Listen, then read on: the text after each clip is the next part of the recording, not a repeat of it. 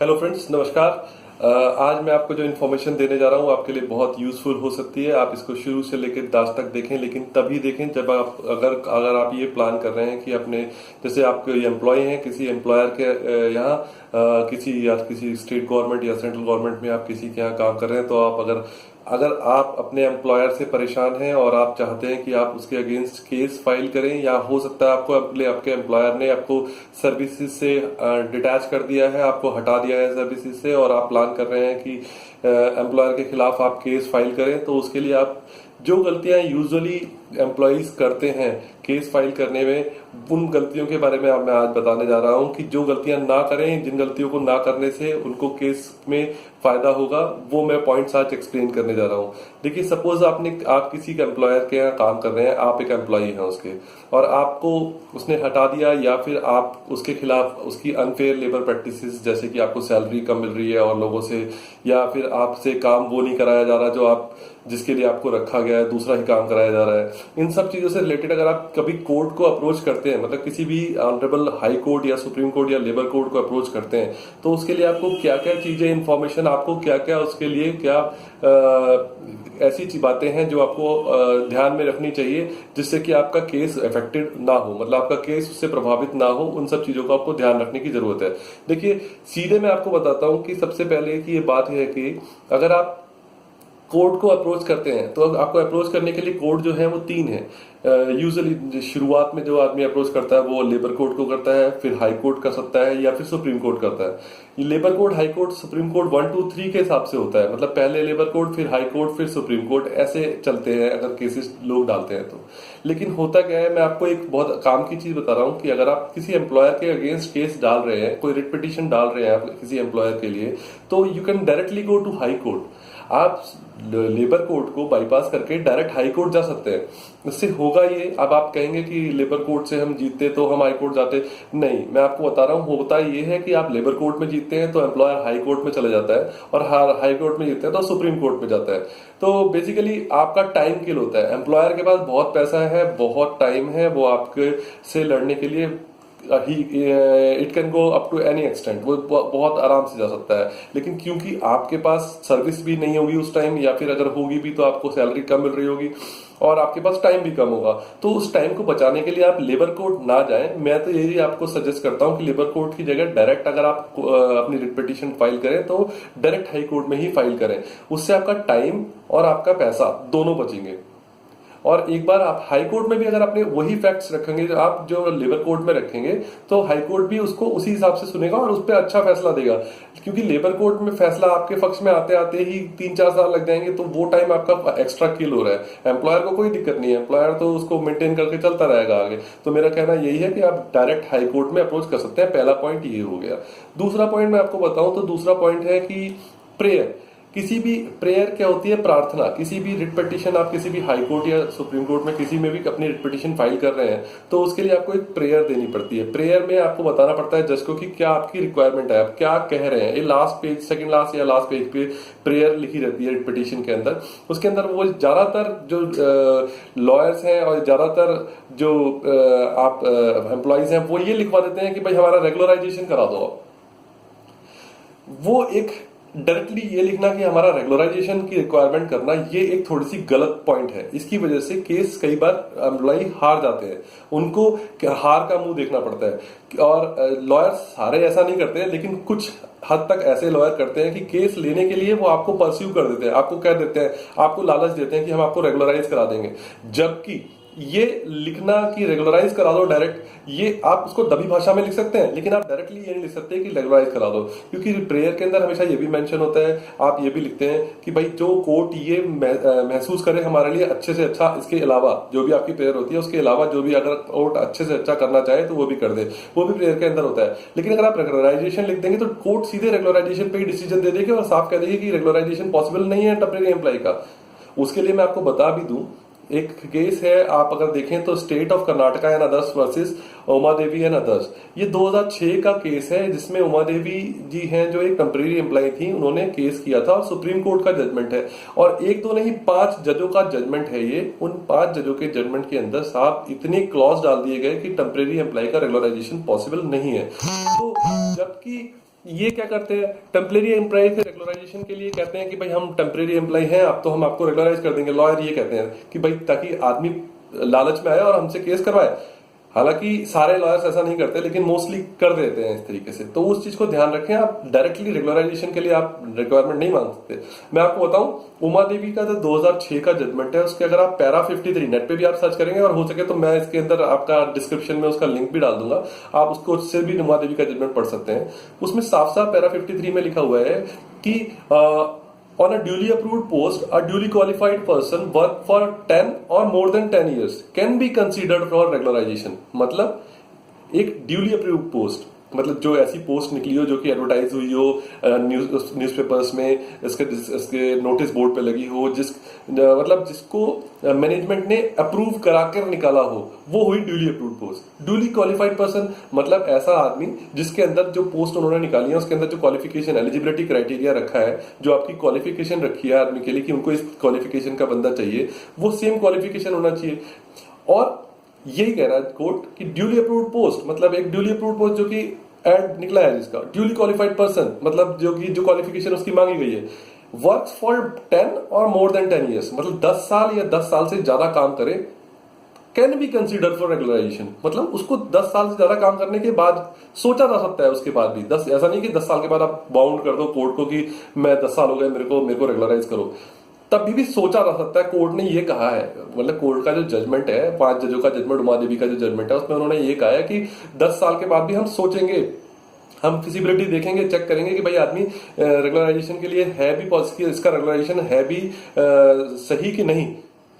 तो ये आप देखिए, मतलब 10 साल, और 10 साल भी ऐसे नहीं, आपके 10 साल कोर्ट उस चीज को कहता है कि ऐसा नहीं इंटरिम रिलीफ नहीं होना चाहिए। मतलब आपने कोर्ट से स्टे ले लिया, 5 साल काम किया, स्टे ले लिया, फिर आगे लगातार 5 साल तक आप काम करते रहे, तो वो भी माना नहीं जाएगा। बिना कोर्ट के इंटरिम ऑर्डर के आपको लगातार 10 साल होने चाहिए, तब आपको कंसिडर करा जा सकता है। और ये पॉसिबल नहीं है कि आपको एम्प्लॉयर रख ले 10 साल तक बिना किसी ब्रेक के, और आप उसके बाद 10 साल के बाद आप रेगुलराइजेशन के लिए क्लेम करने पहुंच जाओ। ये नहीं करने देगा एम्प्लॉयर, कभी बीच में ब्रेक दे देते हैं वो इसीलिए।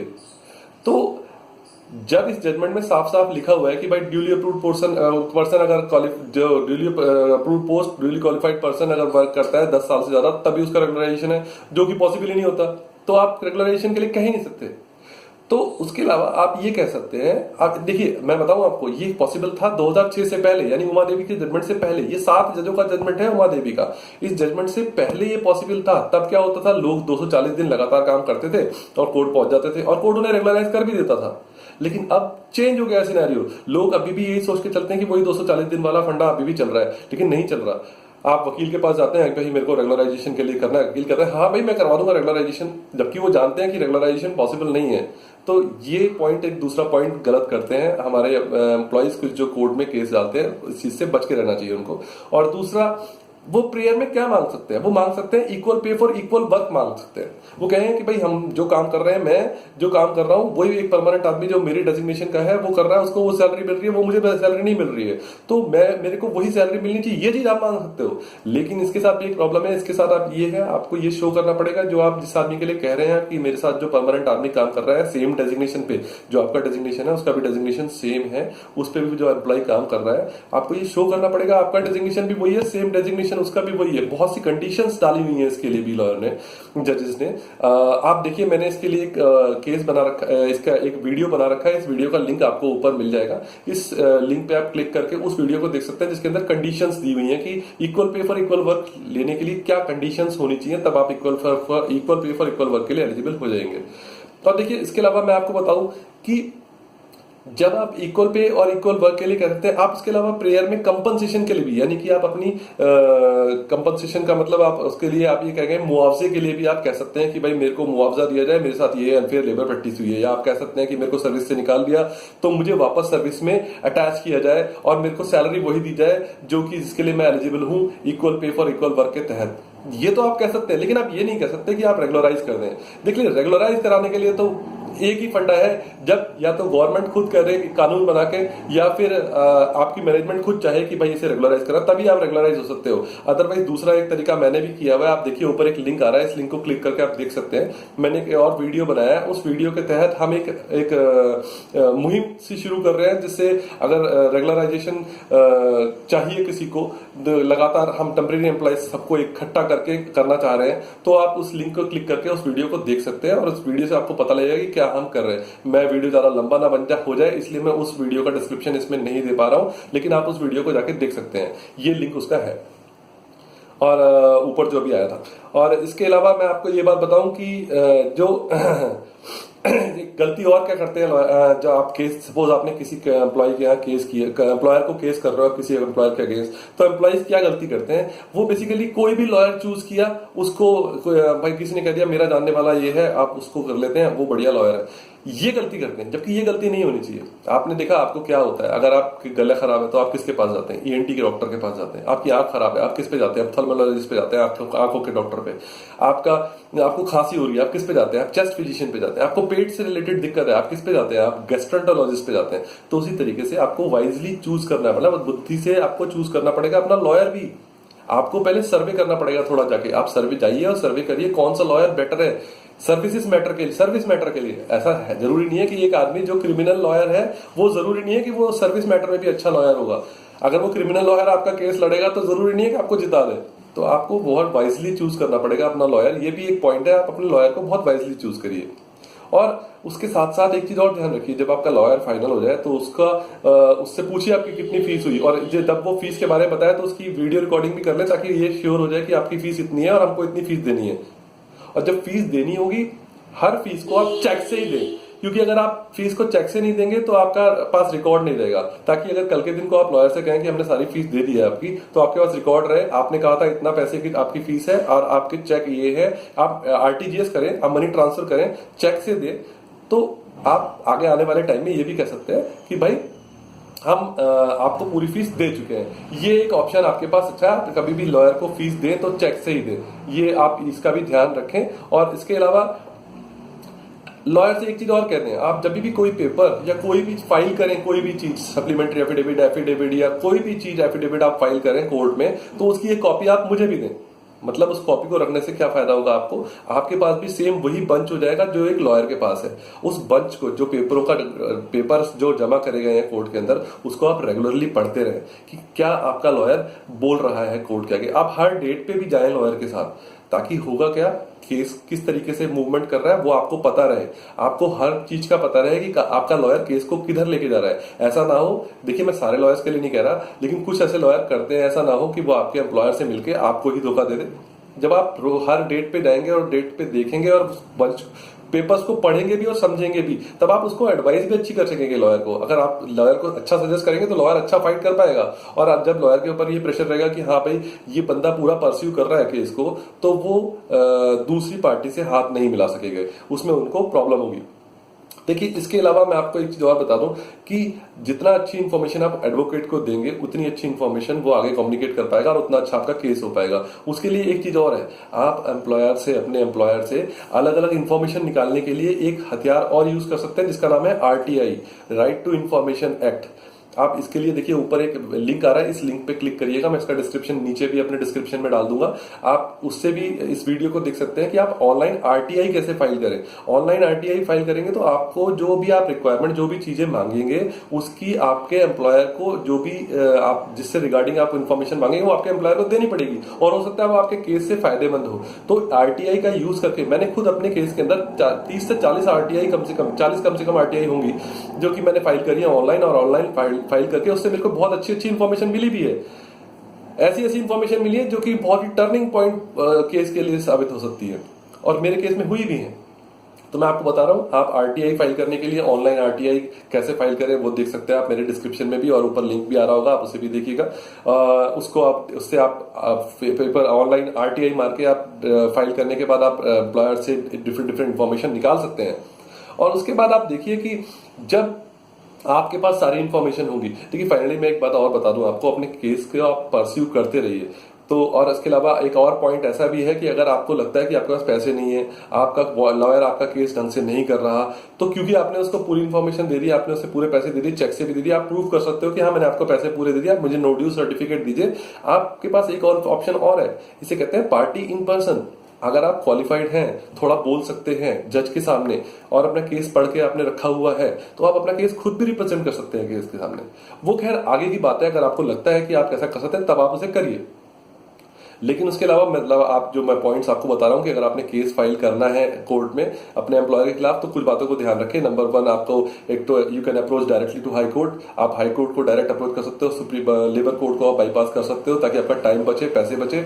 दूसरा, आप प्रेयर के अंदर डायरेक्टली रेगुलराइजेशन ना लिख के आप उसमें लिख सकते हो कि हमें आप equal pay for equal work दीजिए, या फिर आप उसमें अपनी कंपनसेशन यानी कि आप अपना मुआवजे का मांग कर सकते हैं और अपनी सर्विस को दोबारा से चालू करने के लिए भी आप इसमें मांग कर सकते हैं। उसके अलावा आपका जो जैसे कि आपने देखा, लॉयर्स आपको बहुत वाइजली चूज करना है। मतलब आपका जो वकील हो वो आप ध्यान से चूज करें, मतलब कोशिश करें कि सर्विस मैटर का ही वकील आप चूज करें। तो उसके अलावा आप आरटीआई फाइल करके डिफरेंट इन्फॉर्मेशन अपने एम्प्लॉयर से निकलवाते रहें, ताकि आपको जो इन्फॉर्मेशन उससे निकलवानी है वो निकलवाने से फायदा आपको ये होगा। और आरटीआई फाइल करें तो अपना नाम ना डिस्क्लोज करें, किसी और तरीके से किसी और के नाम से आप ऑनलाइन आरटीआई फाइल करके निकाल सकते हैं अपनी इन्फॉर्मेशन। वो इन्फॉर्मेशन आपके केस में टर्निंग पॉइंट साबित हो सकती है। तो देखिए, इसी तरीके की इंफॉर्मेशन मैं लेके आता रहता हूं। अगर आपको मेरे इस वीडियो को आपको अच्छा लगा हो तो इसको लाइक भी करिएगा, और उसके अलावा सब्सक्राइब भी आप कर सकते हैं। आप देखिए नीचे एक राउंड कलर का ग्रीन कलर का सर्कल आ रहा होगा, प्लस का निशान जिसके ऊपर बना होगा, उसको आप प्रेस करके आप उसे सब्सक्राइब भी कर सकते हैं। और नीचे आपका सब्सक्राइब रेड बटन है, उसको भी सब्सक्राइब कर सकते हैं, और बेल आइकन को प्रेस करके आप मेरे नोटिफिकेशंस को ले सकते हैं। जब भी मैं कोई नया वीडियो डालूंगा तो वो आपको मिलता रहेगा। तो आप ध्यान रखें, नेक्स्ट टाइम अगर कोई भी आप अपने एम्प्लॉयर के खिलाफ केस डाल रहे हैं तो इन बातों का जरूर ध्यान रखें, और अगर आपको कोई दिक्कत होती है तो मुझसे कॉन्टैक्ट भी कर सकते हैं। So thank you very much friends.